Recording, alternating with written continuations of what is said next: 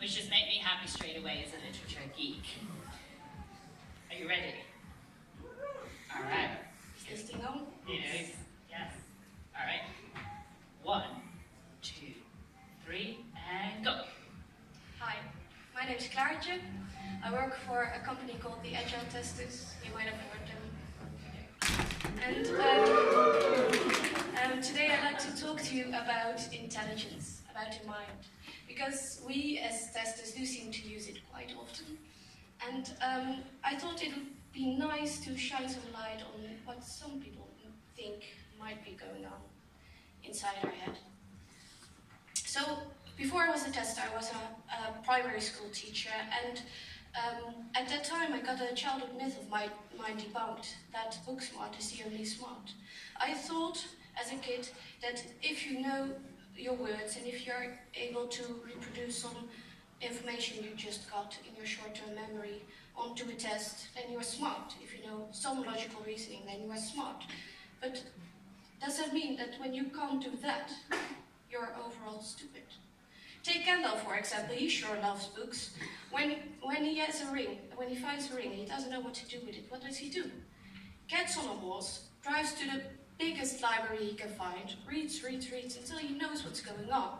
Logical reasoning, that's his thing. But books aren't for all the creatures in Middle-earth. Some just don't have the right height to reach the top shelves on the library, and others, well, they just accidentally set the place on fire. But does that mean that they are stupid? Overall stupid? There's a discussion going on whether we have one intelligence or that we have actually multiple intelligences. Is our brain one big functioning thing, or can we chop it up into pieces and say this is a silo and there's something here, and then we have another intelligence here, and you have this intelligence and you have this intelligence? One of the theories about multiple intelligences is made by Howard Gardner, and I'd like to talk about that theory today. What Howard Gardner says is, and I'm going to read it because it's quite a long quote. Oh, I'm shaky. We have this myth that the only way to learn something is to read it in a textbook or to hear a lecture on it. And the only way to show we understand something is to take a short answer test, or maybe occasionally with an essay question thrown in. But that's nonsense. Everything can be thought in more than one way. So the first two intelligences, I think you'll recognize those because those are the ones that are valued most at school. Verbal intelligence. This is Saruman. He has a high verbal intelligence. He can just shout and things happen.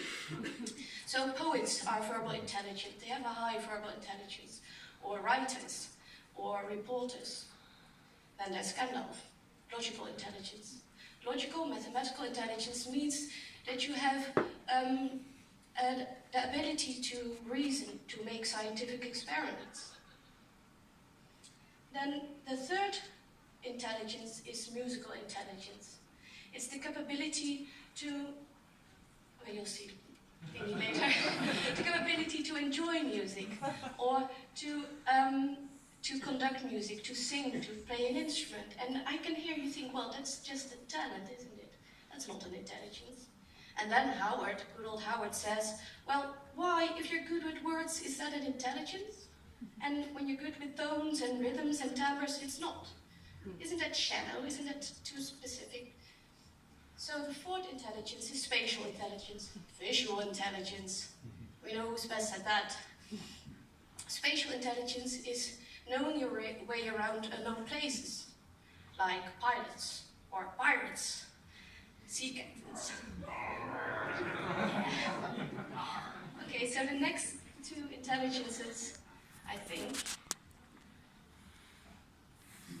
No, there's bodily kinesthetic there. Oh, that's great. Bodily kinesthetic intelligence is if you know how your body works. So dancers, athletes, they have a high bodily intelligence, high kinesthetic intelligence, but also craftsmen, people who know how to make something with their hands, they have a high kinesthetic intelligence.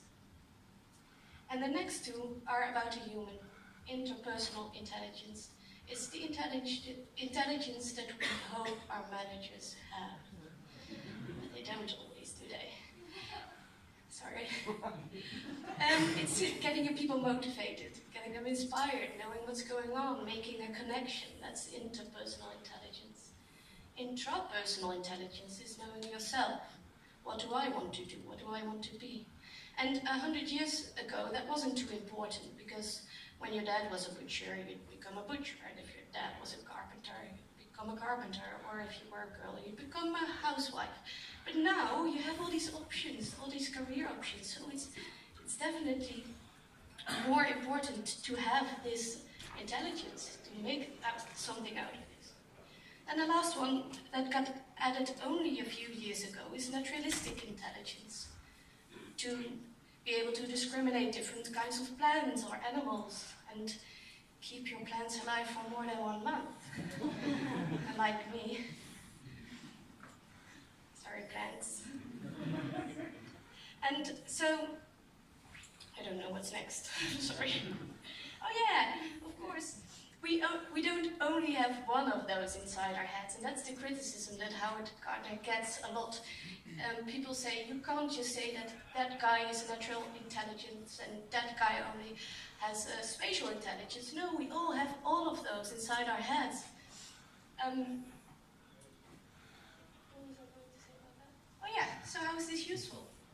Well, reinforcing areas of your natural strength gives you a positive sense of accomplishment.